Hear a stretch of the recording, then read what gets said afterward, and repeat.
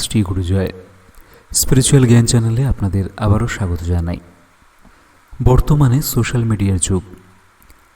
আমরা ইন্টারনেটে অনেক কিছু পড়ি, হোয়াটসঅ্যাপে ফরওয়ার্ডেড মেসেজ পড়ি, ফেসবুকে অনেক পোস্ট পড়ি, কিন্তু সেইগুলো কতটা সত্য তা বিচার করে দেখি না, বা হয়তো জানিই না কোথা থেকে তার সত্যতা বিচার করব।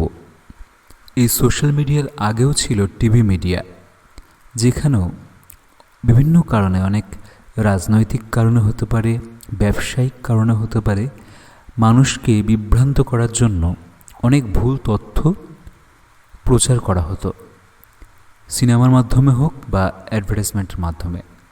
আর সব থেকে বেশি সনাতন হিন্দু ধর্মের এগেনস্টে বেশিরভাগ ভিডিও বানানো হতো, যার ফলে মানুষ নিজের ধর্মকেই হেয় জ্ঞান করত, মনে করত হিন্দু ধর্ম কুসংস্কারের ওপর প্রতিষ্ঠিত রয়েছে।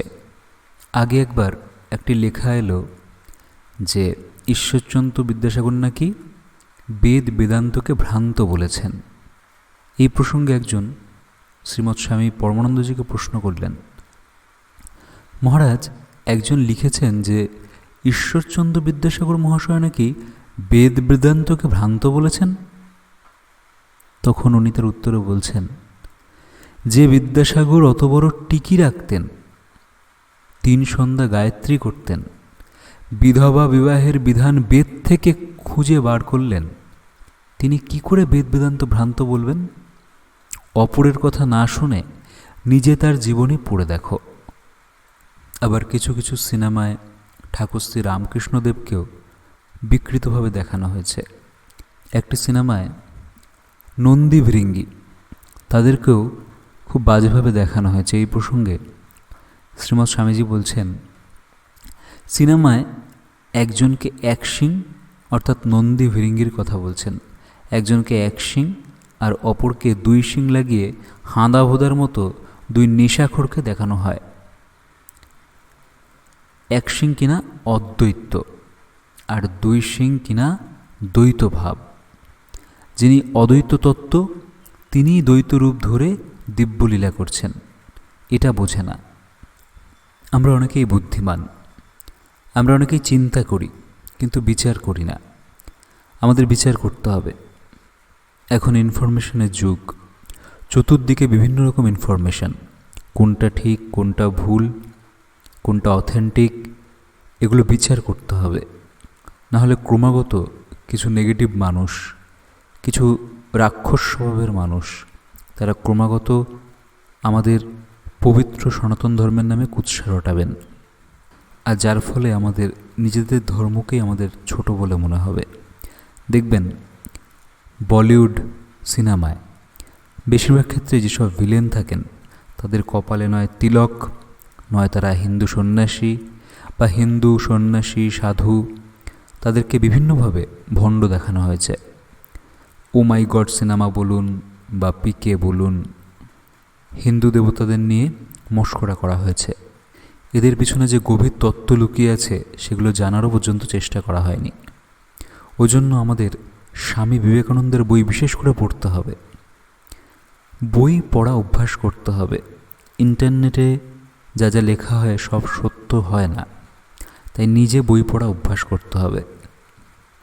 ডক্টর মহানামব্রত ব্রহ্মচারী, যিনি স্বামীজির পর বিদেশে গিয়ে ধর্মপ্রচার করেছিলেন, ওনার বইগুলো পড়তে হবে।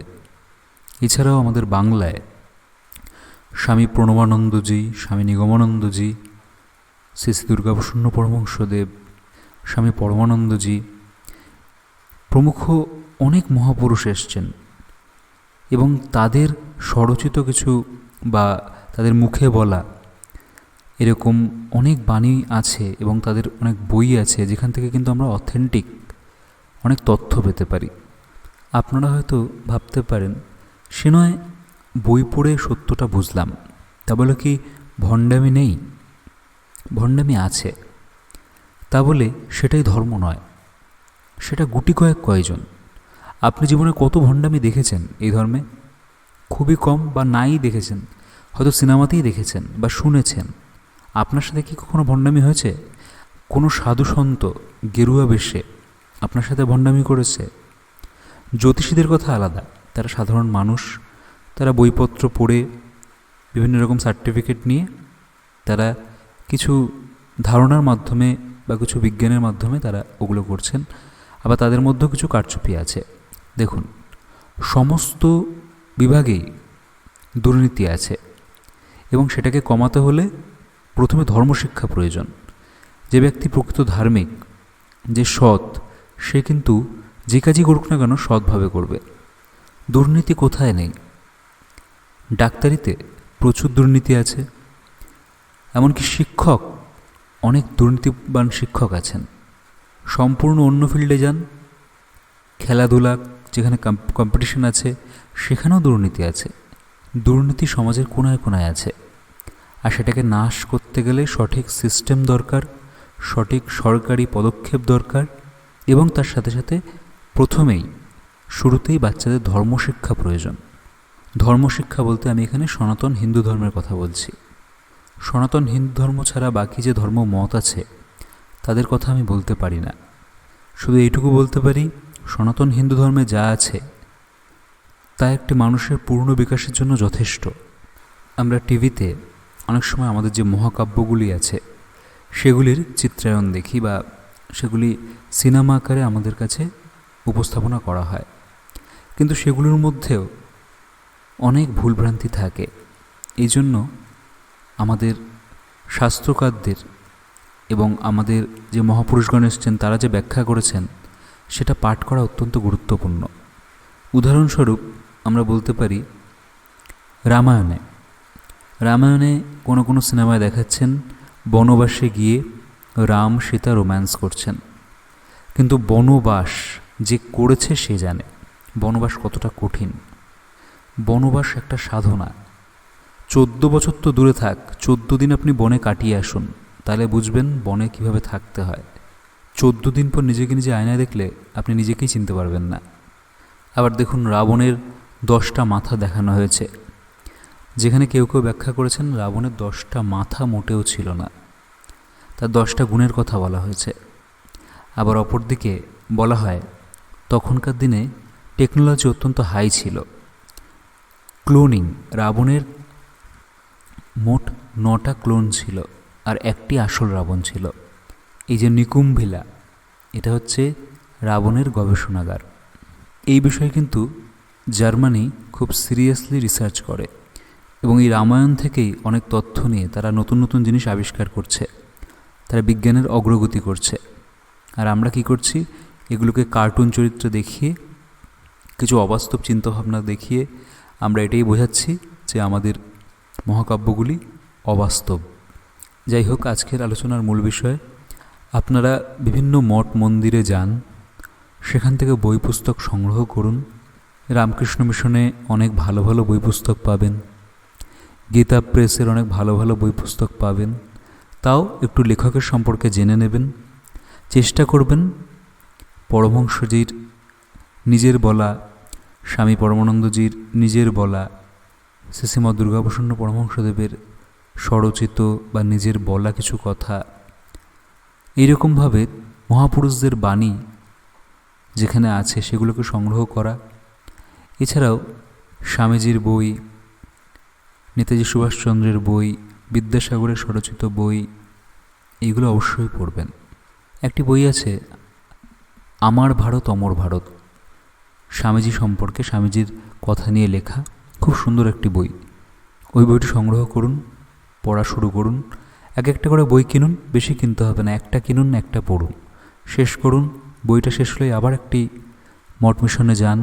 মঠ মিশনে যাওয়াও তো ভালো, মন ভালো থাকে, মনে বৈরাগ্য আসে। সাধুসঙ্গ করুন, এক একটা করে বই পুস্তক কিনুন, একটা করে শেষ করুন, আবার সংগ্রহ করুন। এতে আপনার নিজেরও একটা অ্যাসেট তৈরি হবে এবং ভবিষ্যৎ প্রজন্মও তাদের উপকৃত হবে। আপনার বাড়ির লোকেরাও পড়বে, বাড়ির বাচ্চাদেরকেও পড়াবেন, কারণ পাঠ্য বইতে সতের কথা লেখা থাকে না। আর সোশ্যাল মিডিয়ায় কি দেখানো হচ্ছে তা কিন্তু মনে ভীষণভাবে প্রভাব ফেলছে এবং সেটা সঠিক কিনা আমরা কেউ জানি না।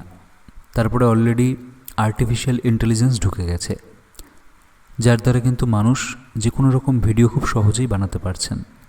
যেমন চ্যাট জিপিটি কোম্পানির সোরা, সম্ভবত সোরা নামে একটি ওরা ওয়েবসাইট লঞ্চ করছে, যেখানে আপনি বলা মাত্রই একদম এইচডি কোয়ালিটির অরিজিনাল ভিডিও, দেখে মনে হবে অরিজিনাল, কিন্তু ওটা কিন্তু পুরোটাই আর্টিফিশিয়াল ইন্টেলিজেন্স দ্বারা তৈরি, সাথে সাথে বেরিয়ে আসবে। সুতরাং মানুষের পক্ষে আরও মুশকিল হবে এটা বোঝা যে কোনটা আসল কোনটা নকল। তাই সময় থাকতে সবাইকে সাবধান হতে হবে। আজকের আলোচনা এই পর্যন্তই। সবাই ভালো থাকবেন, সুস্থ থাকবেন। ওম শ্রী গুরু জয়, শ্রী গুরু জয়, শ্রী গুরু জয়।